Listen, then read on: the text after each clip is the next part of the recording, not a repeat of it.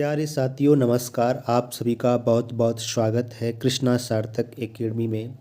साथियों आज की जो वीडियो है उसमें जो कुमार गौरव की करंट अफेयर्स की 1 जनवरी 2025 की क्लास है उसका शॉर्ट में रिवीजन करेंगे हैंड रिटन नोट्स के द्वारा साथियों, और पूरे प्रश्नों को देखेंगे। जितना कुमार गौरव सर ने कराया है साथियों उन सभी प्रश्नों को देखेंगे डिटेल में।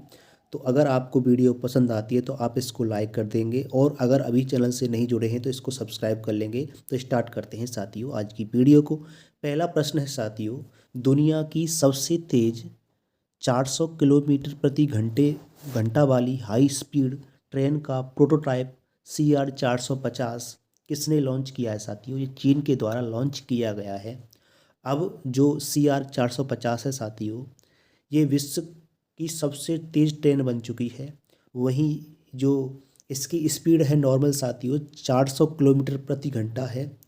अब जो CR 450 का मतलब है साथियों, इसकी अधिकतम रेंज यानी कि 450 किलोमीटर प्रति घंटे की स्पीड से ये दौड़ सकती है, चल सकती है। लेकिन इसकी जो नॉर्मल एवरेज स्पीड है वो 400 किलोमीटर प्रति घंटे की है, और इसको चीन के द्वारा साथियों लॉन्च किया गया है। वहीं साथियों इसमें जो क्या लगा हुआ है, स्याही चुंबक लगे हुए हैं, और इसको मैगलेंड्स इसलिए ट्रेन का नाम दिया गया है। वही साथियों ये मैगलेंड्स ट्रेन की तरह काम करेगी। और साथियों इसमें क्या है, ऊर्जा दक्षता बहुत ज़्यादा है, और इसमें जो यात्री यात्रा करेंगे उनको बहुत आरामदायक यात्रा करने को मिलेगी। अगला सवाल देखते हैं साथियों। अगला सवाल है दूसरा, कि इसरो ने पहले स्पेस डॉकिंग मिशन स्पेसएक्स को किससे लॉन्च किया है साथियों? वो PSLV-C60 से लॉन्च किया है। इस बात को आप याद रखेंगे। अब बात करते हैं साथियों इसरो की।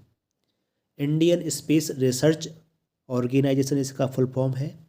वही साथियों इसकी स्थापना 30 दिसंबर 2024 को इसको लॉन्च किया गया है। किसको? PSLV-C60 के द्वारा इस स्पेस डॉकिंग मिशन को।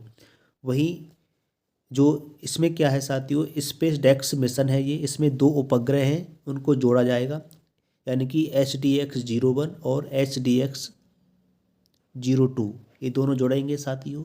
और इसमें क्या है, ये एक स्पेस डॉकिंग मिशन है। अब इस जो इसरो है साथियों, इसकी स्थापना कब हुई थी?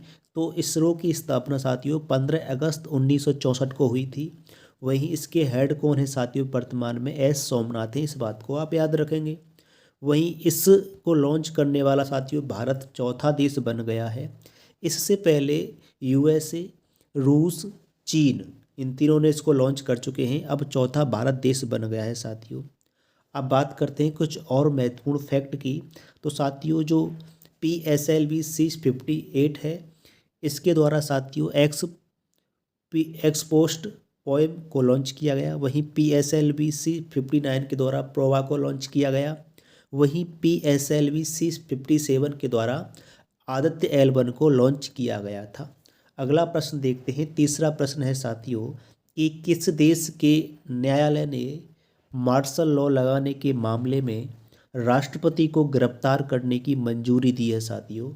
ये दक्षिण कोरिया के राष्ट्रपति को गिरफ्तार करने की मंजूरी दे दी है मार्शल लॉ लगाने के मामले में। अब साथियों ये क्या है, युनसुक सियोल है साथियों इसका इनका नाम, और इनको गिरफ्तारी की मंजूरी मिल चुकी है। अब वर्तमान में कार्यवाहक राष्ट्रपति कौन है साथियों?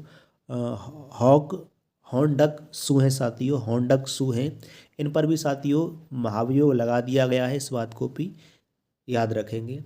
अब साथियों कुछ महत्वपूर्ण फैक्ट की बात करें तो जो भारत के राष्ट्रपति हैं साथियों, उनकी चर्चा भारत के संविधान में आर्टिकल यानी कि अनुच्छेद 52 में की गई है।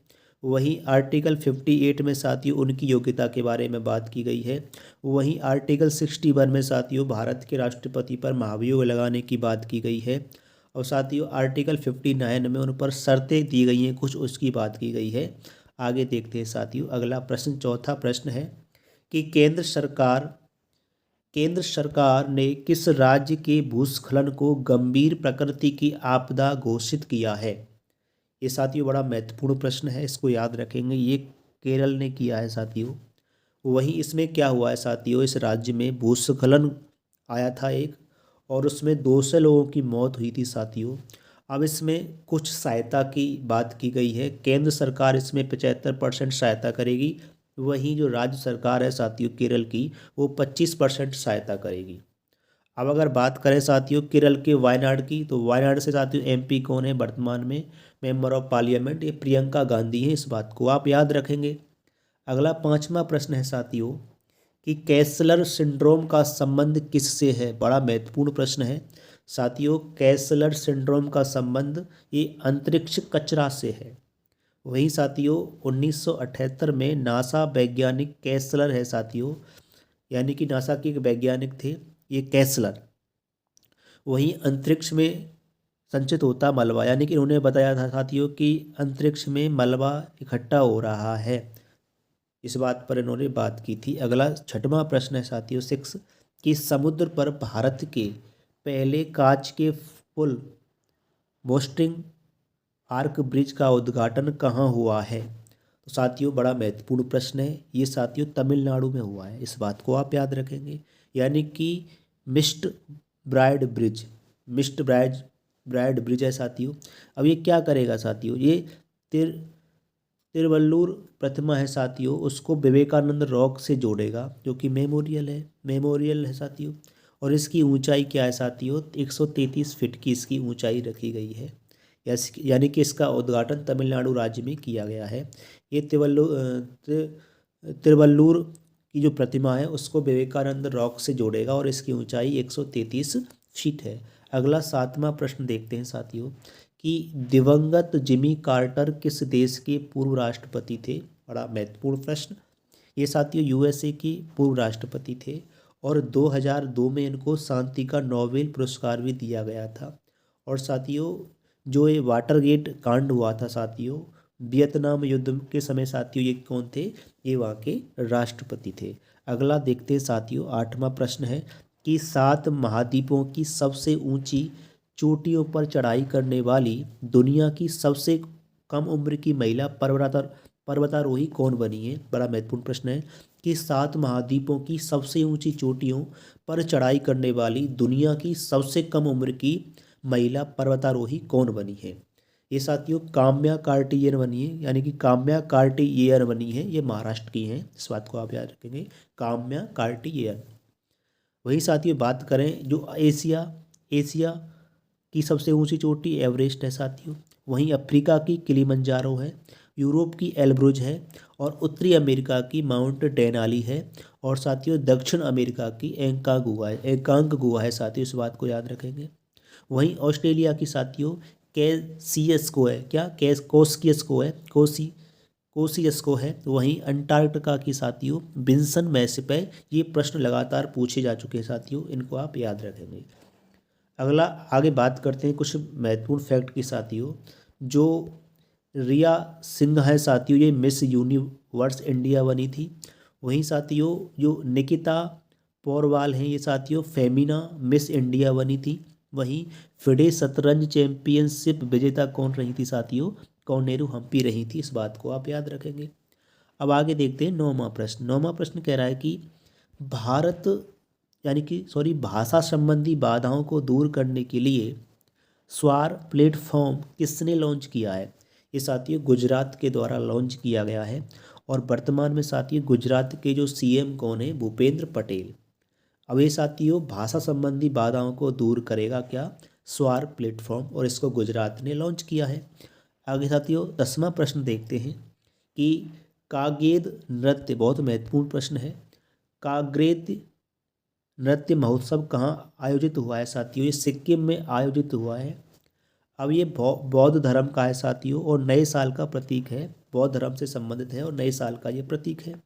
ये बुराई के दमन की बात करता है और इसमें साथियों 8 तांत्रिक देवताओं के समूह को क्या कहते हैं, कांगेद कहते हैं। क्या कहते हैं, कांगेद कहते हैं।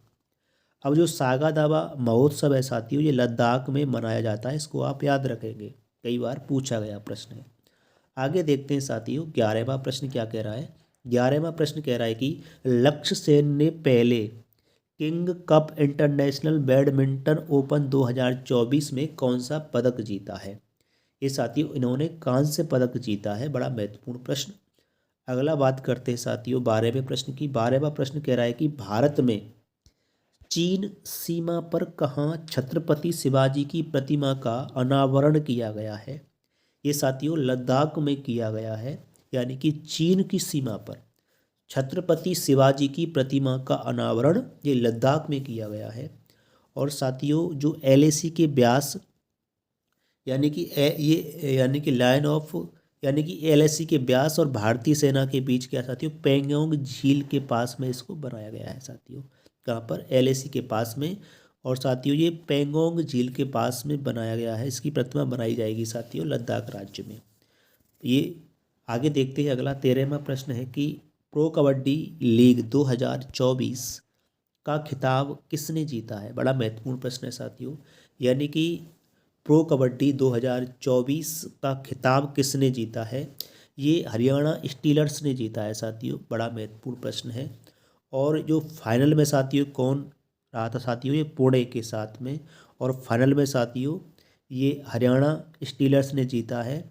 और साथियों ये रही आपकी यानी कि कुमार गौरव के द्वारा 1 जनवरी 2025 की जो क्लास थी साथियों, मैंने इसके हैंड रिटन नोट्स आपको यानी कि 1.5 घंटे की क्लास को केवल बहुत कम समय में समाहित करके दिया है।